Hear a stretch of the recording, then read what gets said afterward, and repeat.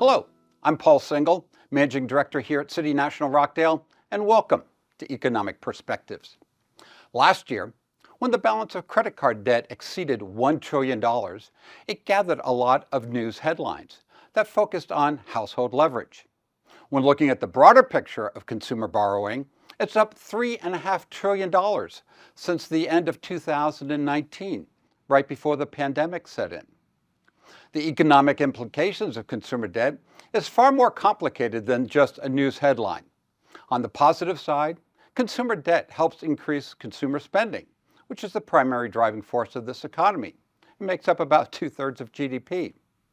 On the downside, it's an extension of credit, and there's always the risk of delinquency and default. So let's take a look at some of the charts.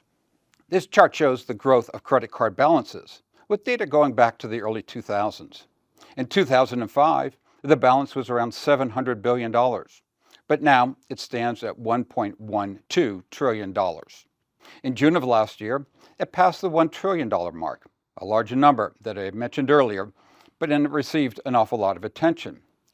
But this number is nominal. It's not adjusted for inflation. When adjusted for inflation, the light blue line here, it shows that the amount that's being borrowed is equal to about $700 billion. In fact, it is below the 2005 level. And it stands about 20% below the peak it reached in late 2008 during the global financial crisis. Also keep in mind that since 2005, the population has increased. There are 22 million more people working now compared to then, and their income, of course, has grown. Now, the impact of inflation can be sizable when looking at data over a long period of time, like almost 20 years. So to take a look at it over a shorter period of time, this is the same analysis, but the start date is at the end of 2019, right before the pandemic started. Again, the current inflation-adjusted data is below the starting level. Regarding the access to credit, the dark blue line shows the $1.12 trillion being used. The light blue line, that shows the maximum limit allowed, which is $4.9 trillion. The important part of this chart is the light blue columns that show the percentage of the limit being accessed, which is currently 24%. And as you can see, the percentage moves in a minimal range of between 20 and 28%. Clearly, the people that are borrowing money on their credit card are not running up large balances. This chart shows the change in interest rates on common consumer loans.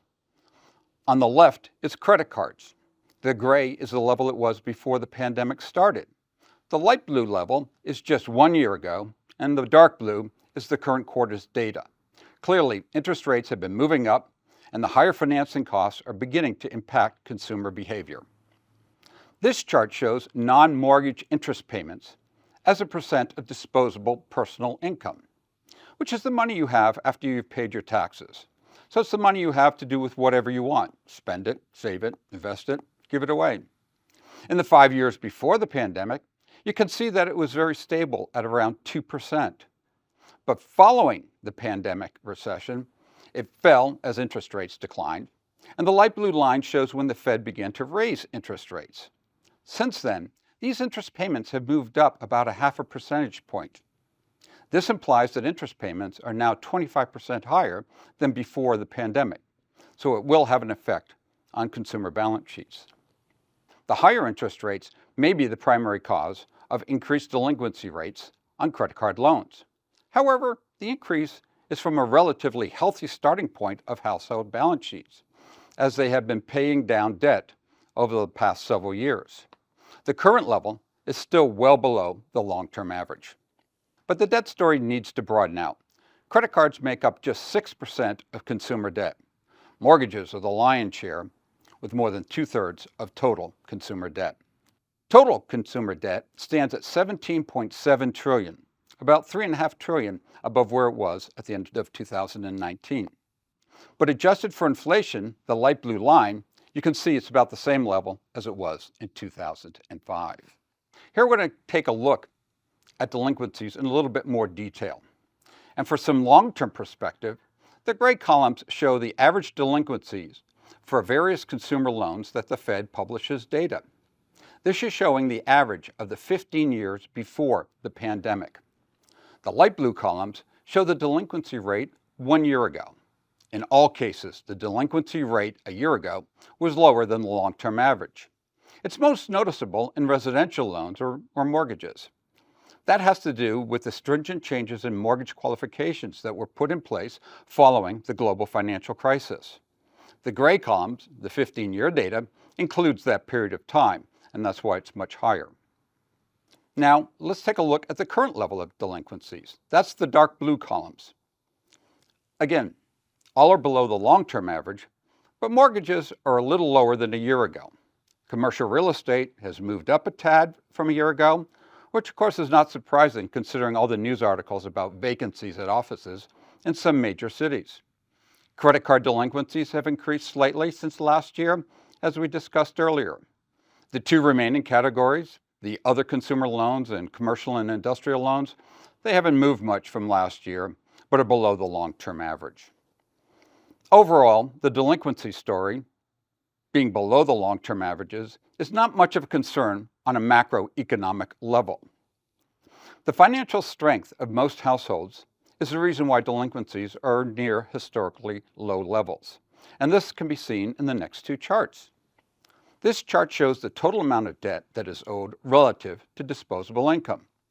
Although that's higher than the long-term average from the 1950s, it's much better than it has been in the past 20 years. And I'm not so sure it's fair to compare it to the 1950s, 60s, and 70s because access to credit wasn't as easy back then. It really wasn't until the 1980s that credit cards became an easy way to purchase goods and services.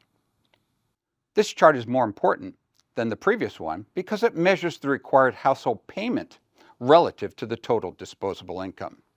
The previous chart showed the total amount that was due. This chart shows what the monthly payment has to be. An example would be the previous chart showed the total amount of the mortgage, while this one shows what the required monthly payment is. And here you can see it's hovering at all-time lows. This chart I found interesting.